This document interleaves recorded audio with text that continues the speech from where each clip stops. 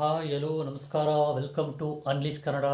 ಇದು Kannada big boss season 10 review day 108. ಮೊದಲು day 107 ಹೋಗೋಣ. ಮೋಸ್ಟ್ ಆಫ್ ದ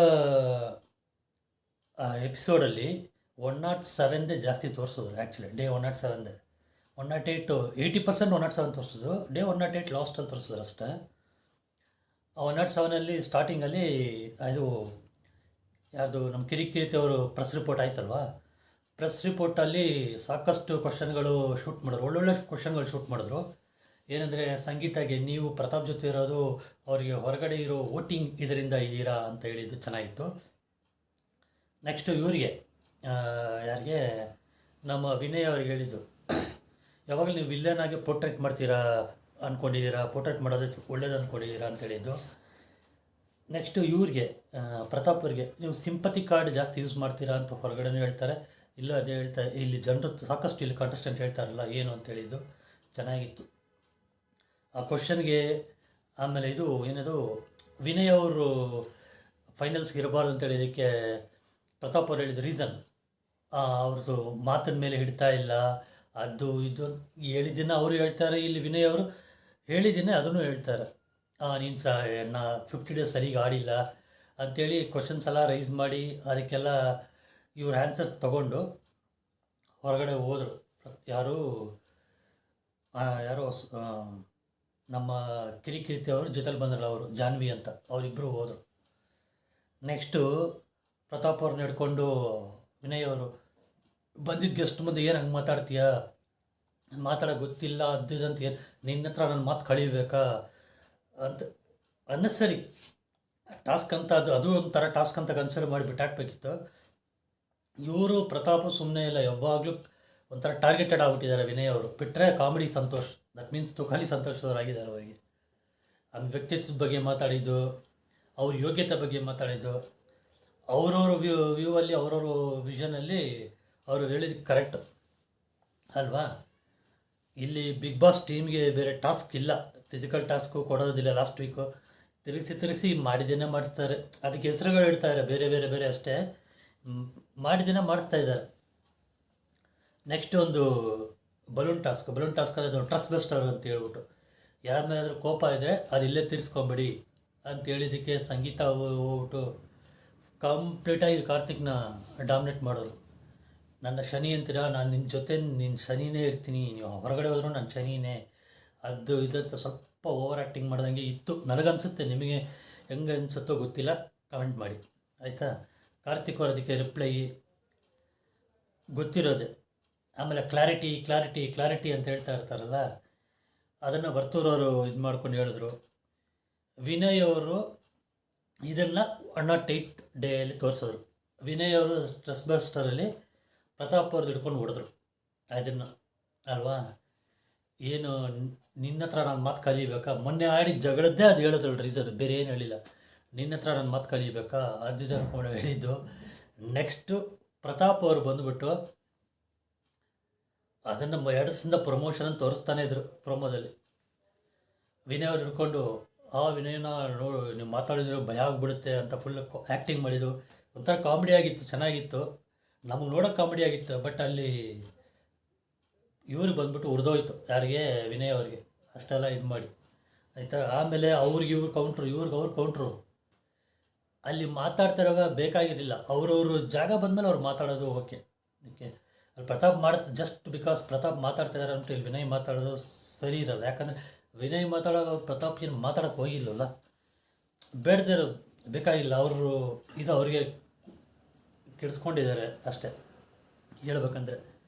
ಫೈನಲ್ ಆಗಿ ಇದು ಆಯಿತು, ಟಾಸ್ಕ್ ಆಯಿತು. ನೆಕ್ಸ್ಟು ಮಿರರ್ ಟಾಸ್ಕು ಏನಂದರೆ, ಅವ್ರ ಜೊತೆ ಅವರೇ ಮಾತಾಡೋದು, ಅದೇ ಅವ್ರ ಮನಸ್ಸಾಕ್ಷಿ ಜೊತೆ ಮಾತಾಡಿದ ಥರ ಫೀಲ್ ಅದು ಅಷ್ಟೇ. ನಿಮ್ಮ ಬಗ್ಗೆ ನೀವೇನು ತಿಳ್ಕೊಂಡಿದ್ದೀರಾ ಅಂತ ಒಂಥರ ಡಾರ್ಕ್ ರೂಮ್ ಮಾಡಿ ಅದರಲ್ಲಿ ಬರೀ ಮಿರರ್, ದೊಡ್ಡ ಮಿರರ್, ಡ್ರೆಸ್ಸಿಂಗ್ ಟೇಬಲ್ ಮಿರರ್ ಇಟ್ಟು ಲೈಟಿಂಗ್ ಇಟ್ಟು ಚೆನ್ನಾಗಿತ್ತು, ಒಂಥರ ಸೆಟಪ್ ಚೆನ್ನಾಗಿತ್ತು. ಮೊದಲು ಸಂಗೀತ ಅವ್ರು ಬಂದು ಮಾತಾಡಿದ್ರು, ಎಷ್ಟೋ ಲೈಫಲ್ಲಿ ಅನುಭವಿಸಿದ್ದೀನಿ, ಇಲ್ಲಿ ಬಂದು ನಿನ್ನೆ ಎಷ್ಟೋ ಜನ ಕುಗ್ಸಿದ್ದಾರೆ, ಅವ್ರ ಬಗ್ಗೆ ಅವರೇ ತುಂಬ ಪ್ರೌಡಾಗಿ ಮಾತಾಡ್ತಾಯಿದ್ರು. ಅವ್ರು ತಪ್ಪು ಮಾಡಿದ್ದು ಎಲ್ಲೂ ಮಾತಾಡಿಲ್ಲ ಅಲ್ವಾ.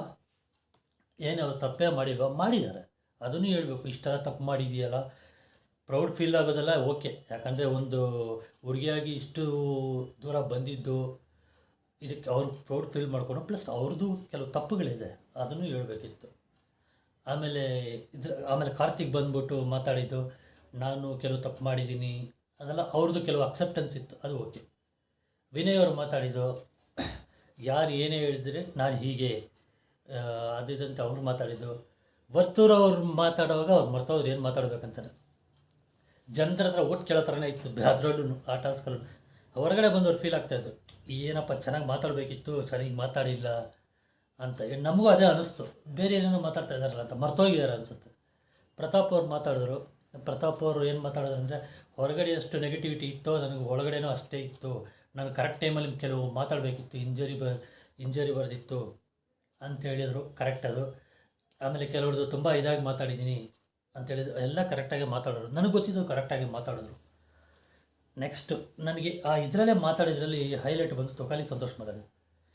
ಮನಸ್ಸಾರ ಮಾತಾಡೋರು ಅಂತ ನನಗನ್ಸುತ್ತೆ. ಇದರಲ್ಲಿ ಬೇರೆ ಏನು ಆ್ಯಕ್ಟಿಂಗ್ ಇಲ್ಲ, ಯಾಕಂದರೆ ಎಲ್ಲೂ ಓಟೇನು ಕೇಳೋಕ್ಕೆ ಹೋಗಿಲ್ಲ, ಸ್ಟ್ರೈಟಾಗಿ ಮಾತಾಡೋರು. ಅವ್ರ ತಾಯಿ ಇದು ಸಾಯೋ ಪರಿಸ್ಥಿತಿಯಲ್ಲೂ ಅವ್ರು ನೋಡ್ಕೊಳ್ಳೋಕ್ಕಾಗಿಲ್ಲ, ಒಂದೆರಡು ಬಳೆ ಕೊಡ್ಸೋಕ್ಕಾಗಿಲ್ಲ, ಒಂದು ಒಳ್ಳೆ ಸೀರೆ ಕೊಡ್ಸೋಕ್ಕಾಗಿಲ್ಲ ಅಂತ ಅವ್ರ ಫೀಲಿಂಗ್ ಮಾತಾಡಿದ್ದು. ನಿಂದು ಒಂದು ಜನ್ಮಾನ ಅಂತ ಹೇಳ್ಕೊಂಡು ಅವ್ರ ಬಗ್ಗೆ ಅವರೇ ಉಗ್ಕೊಂಡಿದ್ದು, ಅದೆಲ್ಲ ಚೆನ್ನಾಗೇ ಇತ್ತು. ಇಲ್ಲಿ ಸಂಗೀತ ಅವ್ರನ್ನ ನಾನು ತೊಗೊಂಬರ್ತೀನಿ.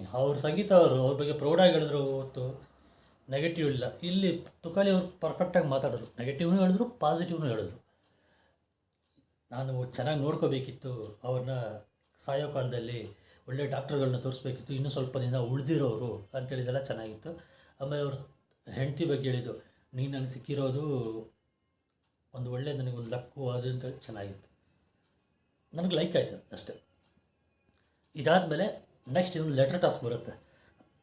ಲೆಟರ್ ಟಾಸ್ಕಲ್ಲಿ ಅಲ್ಲಿರೋರ ಬಗ್ಗೆ ಅಭಿಪ್ರಾಯ ಬರೀಬೇಕು, ಒಬ್ಬರ ಬಗ್ಗೆ, ಅವ್ರ ಬಗ್ಗೆ ಏನಾದರೂ ಸಾರಿ ಕೇಳೋದು ಅದು ಅಂತ. ಸಂಗೀತ ಅವರು ನಾನು ಎಕ್ಸ್ಪೆಕ್ಟ್ ಮಾಡಿಲ್ಲ, ಕಾರ್ತಿಕ್ ಅವ್ರ ಹೆಸರು ಬರೆದ್ರು. ಕಾರ್ತಿಕ್ ಅವ್ರನ್ನೂ ಎಕ್ಸ್ಪೆಕ್ಟ್ ಮಾಡಿಲ್ಲ, ಸಂಗೀತ ಅವ್ರ ಹೆಸರು ಬರೆದ್ರು, ಚೆನ್ನಾಗಿತ್ತು. ತುಕಾಲಿ ವರ್ತೂರು ಬರೆದಿದ್ದು, ವರ್ತೂರು ತುಕಾಲಿ ಬರೋ ಅದು ಗೊತ್ತಾಯಿತು. ವಿನಯ್ ಅವರು ಕಾರ್ತಿಕ್ ಅವ್ರ ಹೆಸರು ಬರೆದ್ರು, ಅದು ಹೇಳ್ತೀನಿ ಅದು ಏನಂತ. ಪ್ರತಾಪ್ ಅವರು ಸಂಗೀತ ಅವ್ರ ಹೆಸರು ಬರೆದ್ರು. ಸೊ ಇಲ್ಲಿ ಪ್ರತಾಪ್ ಅವ್ರ ಹೆಸರು ಯಾರೂ ಬರೆದಿಲ್ಲ, ವಿನಯ್ ಅವ್ರ ಹೆಸರು ಯಾರೂ ಬರೆದಿಲ್ಲ. ಬಿಗ್ ಬಾಸ್ ಹತ್ರ ವಿಶ್ ಕೇಳಿದ್ರಲ್ಲ, ಈ ಕೆಲವು ವಿಷಯ ನನ್ನ ಕೈಲಾದರೆ ಮಾಡಿಕೊಡ್ತೀನಿ ಅಂತ ಇವರೊಂದು ವಿಶ್ ಕೇಳಿದರು. ಜ್ಞಾಪಕ ಇರಬೇಕು ನಿಮಗೆ, ವಿನಯ್ ಅವರು. ಎಲ್ಲರೂ ಕೂತ್ಕೊಂಡು ಒಂದು ಕಡೆ ಊಟ ಮಾಡಬೇಕು, ಫುಲ್ಲು ಈ ಸೆಟಪ್ ಇರಬೇಕು ಚೆನ್ನಾಗಿ ಅಂತ ಹೇಳಿದ್ರಲ್ಲ, ಆ ವಿಷ್ನ ಅರ್ಧ ನೆರವೇರಿಸಿದ್ರು. ಯಾಕಂದರೆ ಅವರು ಪ್ರೊಜೆಕ್ಟರ್ ಹಾಕ್ಬಿಟ್ಟು ಮೂವಿಯ ತೋರಿಸ್ಬೇಕಂತ ಹೇಳಿದ್ರು, ಅದೆಲ್ಲ ಊಟದ್ದು ನೆರವೇರಿಸಿದ್ರು, ಅದು ಚೆನ್ನಾಗಿತ್ತು. ಇವಾಗ ಈ ವಿಷಯಕ್ಕೆ ಬರ್ತೀನಿ. ಫಸ್ಟು ಹೋಗ್ಬಿಟ್ಟು ಕಾರ್ತಿಕ್ ಅವ್ರು ಮಾತಾಡ್ತಾರೆ. ಲೆಟರು ಏನಂತ ಬರೆದಿದ್ದಾರೆ ಅಂದರೆ, ಸಾರಿ, ನೀವು ಹೇಳಿ ಸಾರಿನೂ ನಾನು ಬಂದು ಸ್ಟೇಜಲ್ಲಿ ಹೇಳಬಾರ್ದಿತ್ತು.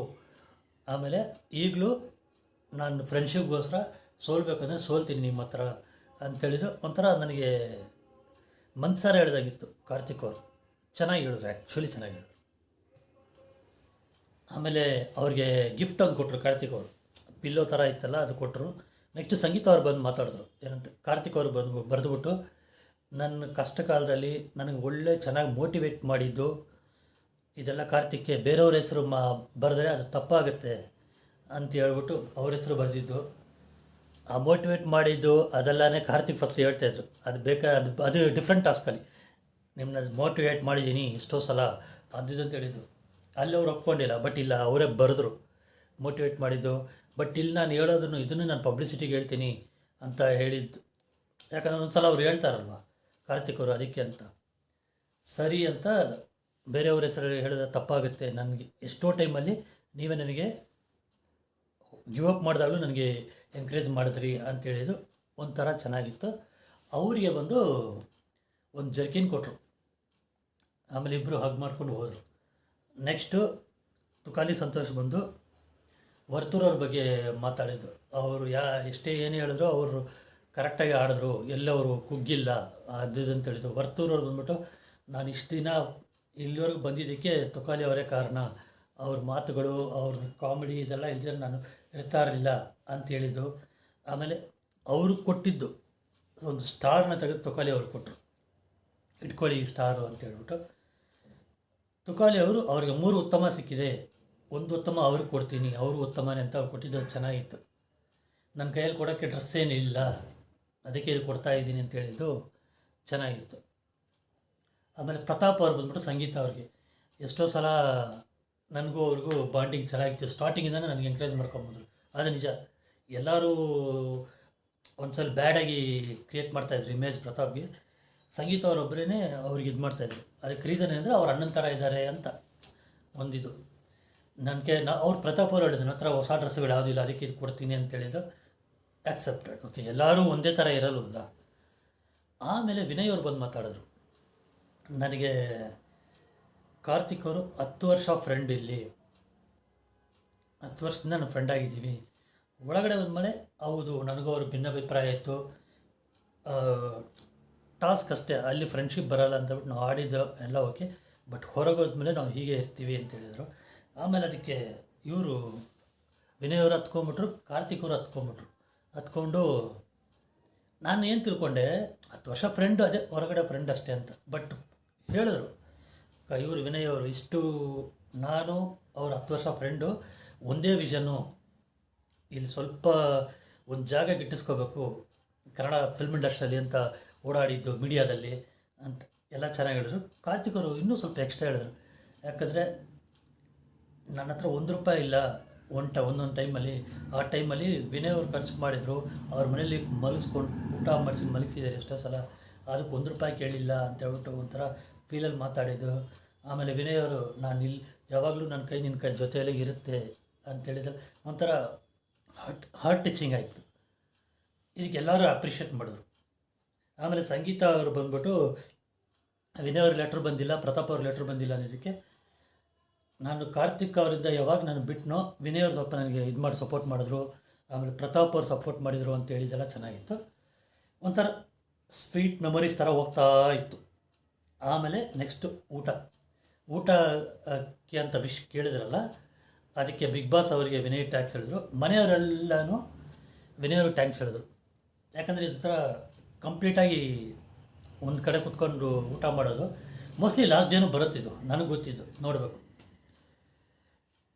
ತುಕಾಲಿ ಅವರಿಗೆ ಆಮೇಲೆ ಪ್ರತಾಪ್ ಅವರಿಗೆ ದಯವಿಟ್ಟು ಯಾರಾದರೂ ಒಂದು ಒಳ್ಳೆ ಡ್ರೆಸ್ಸು ತಕ್ಕೊಡಿ. ಯಾಕಂದರೆ ಅವ್ರು ಹೇಳೋದ್ರಲ್ಲಿ ನಮಗೆ ಫೀಲ್ ಆಗ್ತಾಯಿದೆ. ದಯವಿಟ್ಟು ಒಳ್ಳೆ ಡ್ರೆಸ್ ಏನೋ ಮೋಸ್ಟ್ಲಿ ಫಿನಾಲೆಯಾಗಿ ಎಲ್ಲರಿಗೂ ಒಂದೇ ಡ್ರೆಸ್ ಕೊಡ್ತಾರೇನೋ, ಒಂದೇ ಟೈಪ್ ಥರ ಅಂತ ನೋಡಬೇಕು. ಇಷ್ಟು ಹೇಳಿ ನನ್ನ ರಿವ್ಯೂ ಮುಗಿಸ್ತೀನಿ. ನಿಮಗೆ ಈ ರಿವ್ಯೂ ಇಷ್ಟ ಆಗಿದರೆ ದಯವಿಟ್ಟು ಲೈಕ್ ಮಾಡಿ. ಚಾನೆಲ್ಗೆ ಯಾರು ಸಬ್ಸ್ಕ್ರೈಬ್ ಆಗಿಲ್ವೋ ದಯವಿಟ್ಟು ಸಬ್ಸ್ಕ್ರೈಬ್ ಮಾಡಿ, ಬೆಲ್ ಐಕಾನ್ನ ಕ್ಲಿಕ್ ಮಾಡಿ. ನಾಳೆ ನೆಕ್ಸ್ಟ್ ಎಪಿಸೋಡ್ದು ರಿವ್ಯೂ ನೋಡೋಣ. Thank you guys. Bye all.